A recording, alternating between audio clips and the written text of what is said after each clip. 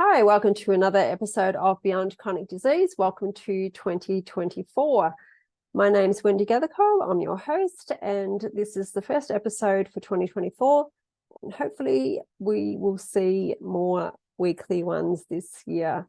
I've been rather out of action over the last 12 months. We've been traveling a little bit, and it's been a little bit difficult to get in front of the computer. But I have some very important information for you today. And it's about osteoporosis, osteopenia, low bone density health. So I'm not sure if you're aware, but when we're suffering from osteoporosis, our bone health is brittle, and well, our bone health is not healthy. It's brittle, and we can be susceptible to fractures and breaks, as you may have well heard with some of our elderly, which is unfortunate. So my personal experience is in this area of bone health. It started about 3 years ago. I had been in a water skiing incident, which I fractured 3-4 ribs, displaced one. It hurt like hell, and I went and got a bone density scan. So they told me that I had osteopenia. Osteopenia is the halfway mark between good bone health or healthy bone health and not so osteoporosis. So it was a little bit like, oh shit, I'm only 50 whatever I am, and I'm already getting osteoporosis. But that's what happens when you get a medical diagnosis. Your brain automatically goes into worst case scenario. So as you can see in my sign behind me, I'm all about implementing simple, sustainable strategies, and my information is all about being simple and basic. So I don't know what all the medical jargon is, or T-scores and Z-scores and so forth, but I know what the numbers are. And so I'm here to say that the numbers for osteoporosis and osteopenia and normal bone health are all very low numbers. They're all like minus anything below minus 2.5, a T-score. This is how they do it on the bone density scans. A T-score of anything lower than minus 2.5, you are diagnosed with osteoporosis. A T-score of anything between, I think it's -1 to minus 2.5 is a diagnosis of osteopenia. And then anything from -1 and up is typically classified as healthy bones. Excuse me. So 3 years ago, when I went and got my bone density scan, it was showing up as being in the osteopenia range. So I immediately went into action of anything that I thought could help increase my bone health. So the first point of call was my Pilates practice. I informed my instructor that I had osteopenia. So every exercise we did from there on out was all based on me having osteopenia, and the exercises changed. So that's the first point of call when I am diagnosed with something, after the initial shock and oh shit moments and why have I got this? So we all go into those moments, and I do too, even though I'm a bit of a foodie and a health nut, and I still have my bits and pieces going on. And for me to go through this, then I can explain my process and how I got through it, so that hopefully you're not as daunted as I was when it was diagnosed for me. Okay, so basically I use the medical system to get diagnosis or of anything that's happened to me. And yes, I do a lot of interesting activities. So if something gets pulled out of place, I'll go and, if I need to, I'll get a diagnosis, and then I basically fix it myself. And when I say I fix it myself, I have some very good health professionals that naturally assist in that process. Okay, I'm not that good at fixing everything myself. So, but I certainly look at everything, because I know a diagnosis doesn't mean the be all and end all. As most of you would be aware, that I have healed myself. You can't say cure. Healed myself from Crohn's, anxiety, depression, panic attacks, even anemia.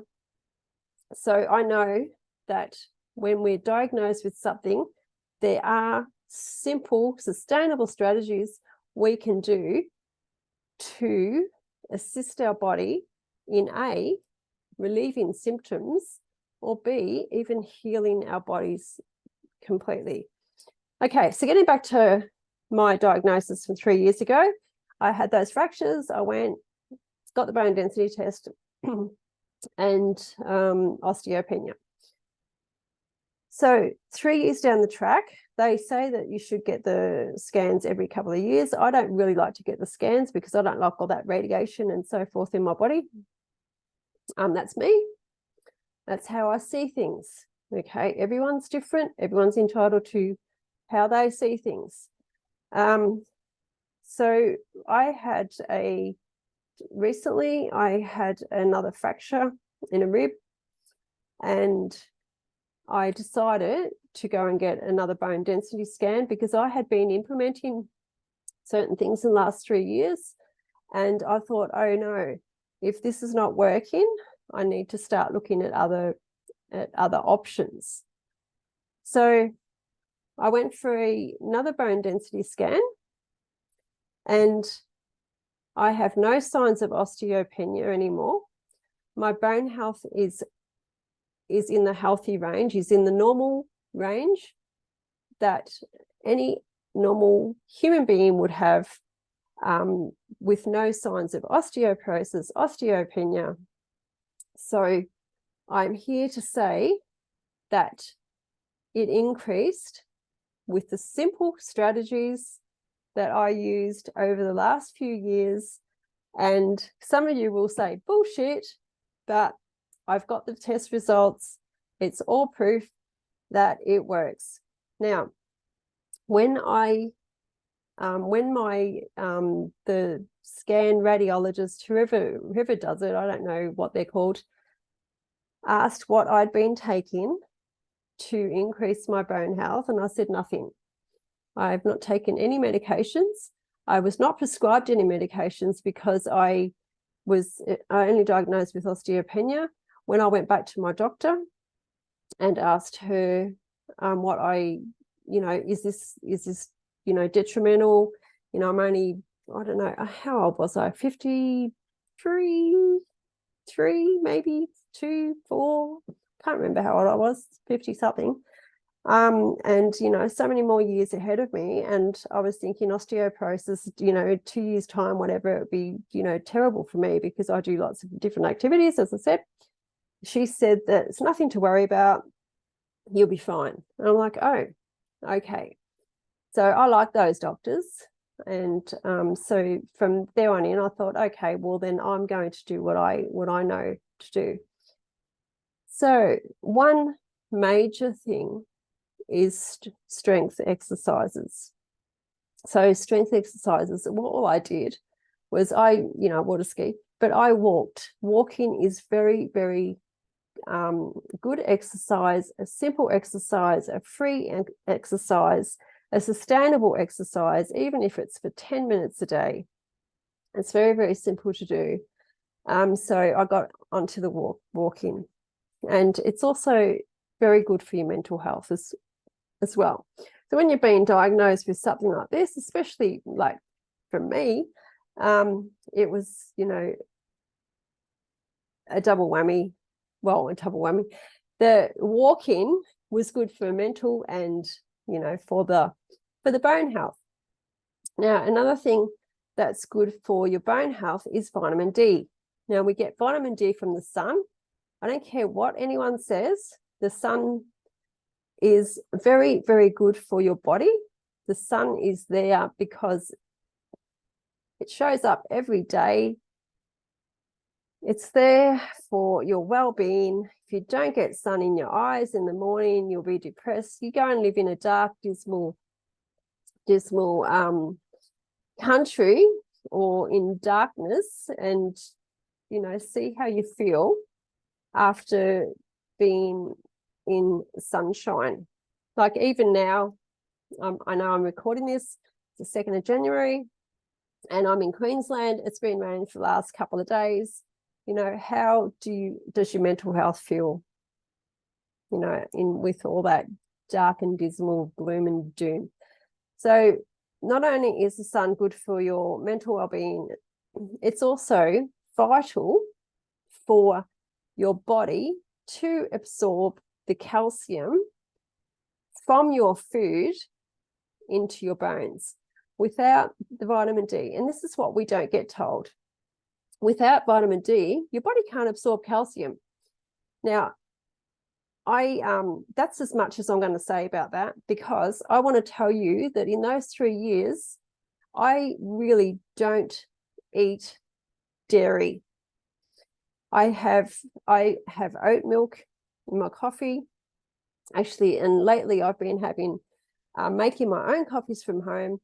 And well, at one stage there, I wasn't even having coffee, but I would make my own coffees, and I have a little bit of cow's milk in my coffee now because I enjoy it when I make them at home. When I buy my coffees out, I have oat milk. In the last 3 years, I wasn't drinking cow's milk. I was having a little bit of cheese, but not a lot. I have a lot of plant-based cheeses. I have tofu. I have soy plant-based foods. And I always look at the ingredients, and I'm not going to go into all of that because there is always better products on the market than what we are led to believe that can create certain ailments in our body. So I upped my intake of leafy greens and soy, oat milk, nuts, seeds.